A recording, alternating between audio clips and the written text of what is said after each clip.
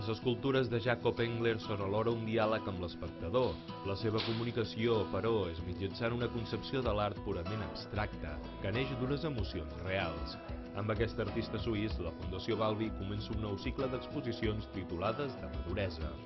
És, en definitiva, aquestes exposicions acostar al públic, tal com sigui possible, l'obra de cada un d'aquests autors anomenats madurs.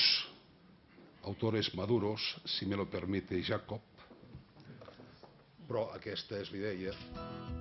Nascut a la ciutat suïssa de Basilea, Engler treballa actualment a cavall dels seus estudis de Bifelden i Terwil i a Ullestret, on des d'una antiga casa pairal amb una terrassa amb vistes a Montgrí ha quedat enlluernat de l'Empordà, amb una sensació de llibertat que ha fet que acabi formant part de la seva vida i de la seva obra.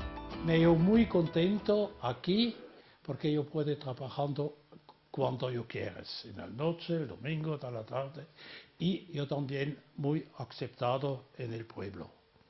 Para mí es una historia muy importante.